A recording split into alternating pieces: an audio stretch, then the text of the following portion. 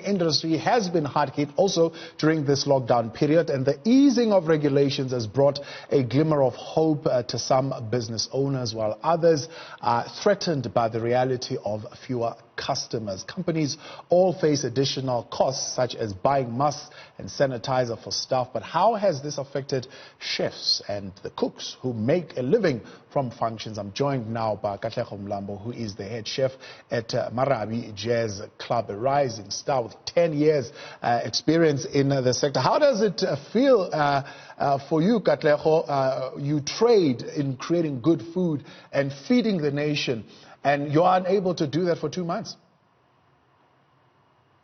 Good evening, guys. Thank you so much for having me. To be honest, it's like being an athlete and not being able to run. You know what I mean? It's very tough, and we've been trying to adjust to our best capability, but it's very, very hard, I must say. How does it affect you at a mental level, never mind that it is hitting your pocket? I mean, it's affecting us. Once again, I love cooking. Cooking is the one thing that I'm very good at doing. And, you know, it's one thing that it's great being able to provide so much joy and so much happiness.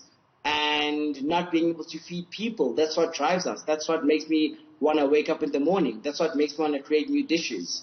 And not being able to do that, it's really, really tough and really, really challenging. How are you letting people know out there that you are still around, yourself and other chefs at this point in time? So a lot of chefs are trying a lot of different avenues. Right now, the one thing that everyone is trying to do is taking the restaurant experience to your house. So a lot of restaurants are doing takeaway situations. A lot of restaurants are doing that whole being at home experience. And that's what we're trying to do. We want to try to stay relevant. So it's being able to having the Marabi experience at your house, and that's what a lot of chefs are trying to do at the moment. For you, the delivery, or is that an option? 100%. I mean, it's one of those things where you have to adapt to die. And I think a lot of us we've learned quite a bit that food is such a huge spectrum where you can't be a one-trick pony, you know. And being able to take a high standard, fine dining experience meal to someone's house and still providing that at the highest quality, that's what a lot of chefs are doing at the moment, and including us at the Marabi Club. And cost-wise, I mean, are you finding that it is costing you more? I mean, there are now hygiene considerations, there are costs for masks, there are costs for staffing and possibly bringing an additional team of drivers and so on and so forth. Is it costing more now to sell that plate of food?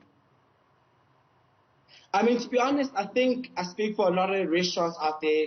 Hygiene is always number one on our list, you know, and now it's just one of those things of having to add a mask here and sanitizing extra. So there is a cost, but it's not as high as everyone would expect it to be.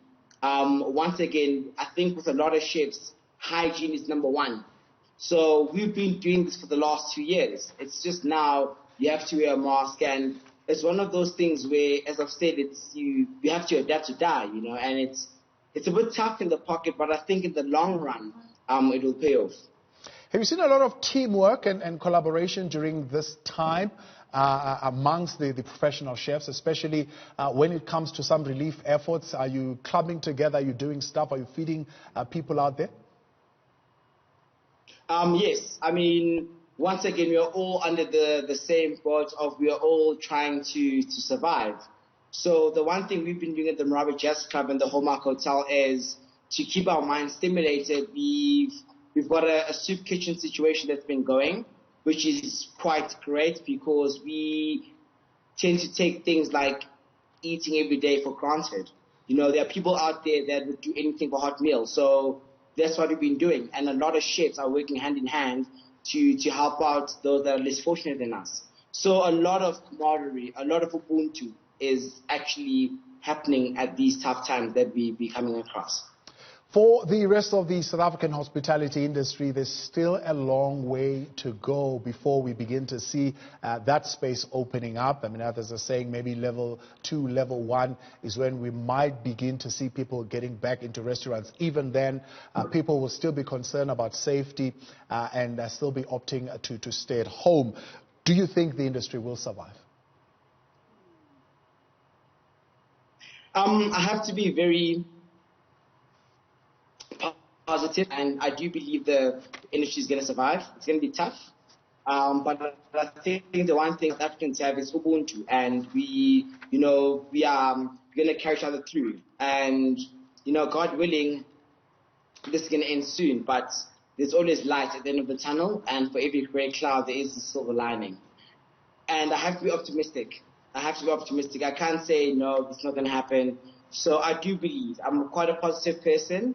And I think the fact that all of us are in this tough situation together, we are all going to bring and lift each other out of the situation. So yes, 110%. Katlego, I appreciate your time. Thanks for joining us as Katlego Mlambo there. He, of course, last year got that Rising Star Award, 10 years experience. He is now the head chef at Marabi. Surviving